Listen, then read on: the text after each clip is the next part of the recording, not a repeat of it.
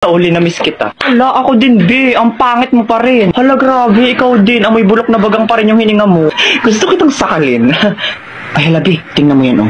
Di ba yan yung nagyabang sa JC na nagbakasyon daw siya sa ibang bansa? Oo, kilala ko yan. Pero isang linggo lang naman siya dun, eh. Hey, you two. What you are see? Ano daw? Oh, sorry, I forgot myself. You two don't understanding what to say to me because your English is disappear. Binahihilo ako. Kailangan ko makasapak ng bobo. Nga lang akong bahala. Hoy, ang kapal ang mukha nito, pa English ka pa, ay mali-mali rin naman sinasabi mo. Saka isang linggo ka lang naman nagstay sa ibang bansa, pa ganyan-ganyan ka na, ay mukha ka pa rin naman talangka. What?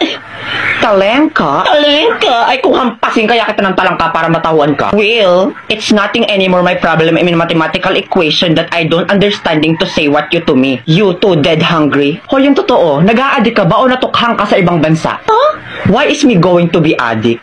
Don't you know that I'm smarter than the teacher of international in the Philippines? Like, duh, my average is 99.99% of germs. Matalino ka? Ay, anong magagawa mo pag sinikmuraan kita mismo dito? Go try. I am not afraid anymore. I will go sumbong you to my bodyguard. Bayaan mo na yung besi, tara na. Ewers, mga loser. You can't even talk English to me. Ay, wait. Papatulang ko to.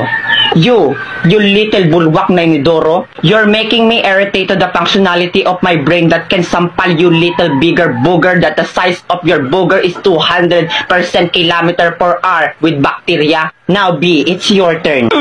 Let me be the one to finish these cockroaches. Yeah. Period. Galing mo talaga.